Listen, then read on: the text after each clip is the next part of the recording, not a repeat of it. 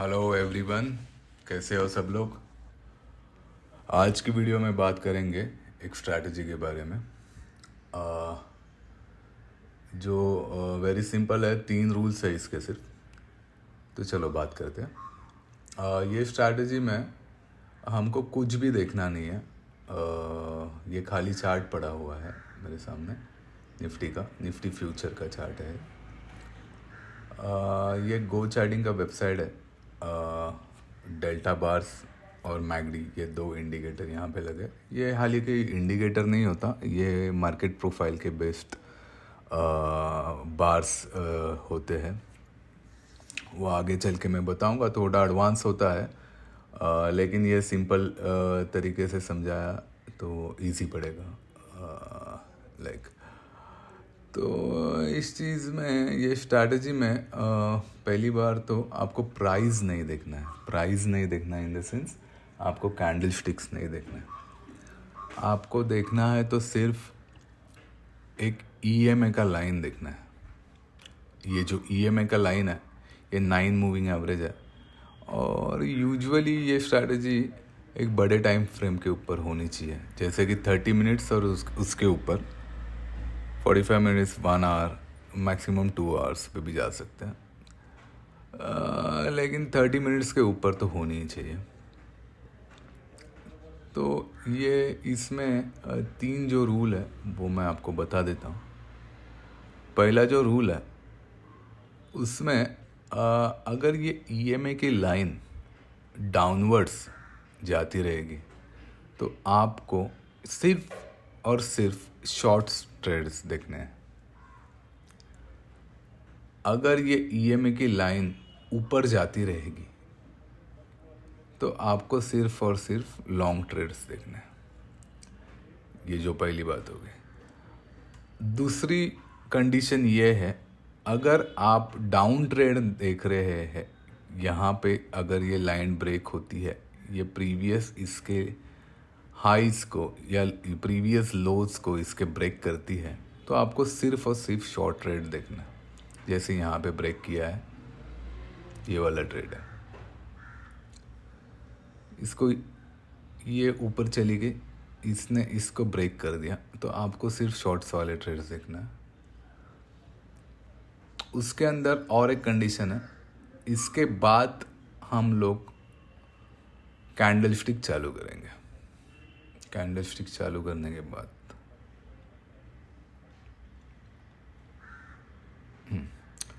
आपको मैच करना है इसका डेल्टा। अभी दूसरी कंडीशन एक ऐसी है कि प्राइस हमेशा ईएमए लाइन के ऊपर होनी चाहिए अगर आप शॉर्ट ट्रेड देख रहे हैं तो, या ईएमए लाइन के क्लोज होनी चाहिए अगर आप शॉर्ट ट्रेड देख रहे हो तो यहाँ पे प्राइस ऊपर चली गई है ईएमए लाइन के, यहाँ पे एक नेगेटिव बार बनता है और यहाँ पे डेल्टा भी हमको नेगेटिव मिलता है अच्छा खासा। ये डेल्टा हमेशा ध्यान रखना 0 के ऊपर होना चाहिए या 0 के करीब होना चाहिए अगर आप शॉर्ट ट्रेड देख रहे हैं तो। 0 के नीचे अगर कहीं डेल्टा होगा तो आपको शॉर्ट ट्रेड लेना नहीं है। शॉर्ट ट्रेड हमेशा ऊपर रहना चाहिए, डेल्टा बार्स 0 के ऊपर होने चाहिए। ये 0 है, इसके ऊपर होने चाहिए। तो यहाँ पे क्या होता है, एक रेड कलर की बार फॉर्म होती है, यहाँ पे डेल्टा बार्स 0 के ऊपर है, ईएमए लाइन के ऊपर है, बेटर है। और ही यहाँ पे एक शॉर्ट ट्रेड बनती है, तो ये शॉर्ट ट्रेड यहाँ पे बनेगी। आपका स्टॉप लॉस रहेगा इस ट्रेड में, जो रिसेंट हाइज है वो। प्राइस अगर ये रिसेंट हाइज के ऊपर जाते हैं तो भी कोई दिक्कत नहीं है। सिर्फ और सिर्फ ईएमए के लाइन अगर रिसेंट हाई यहाँ पे अपने स्टॉप लॉस के ऊपर जाते हैं, रिसेंट हाइज के ऊपर जाते हैं, तो ही आपको एग्ज़िट लेनी है, तब तक कोई एग्ज़िट लेनी नहीं है। तो यहाँ से नीचे जब भी डाइवर्जेंस फॉर्म होंगे तभी हमको एग्ज़िट करना है। तो अगर ये ट्रेड देखा जाए तो यहाँ पे डाइवर्जेंस फॉर्म अब तक हुए नहीं है।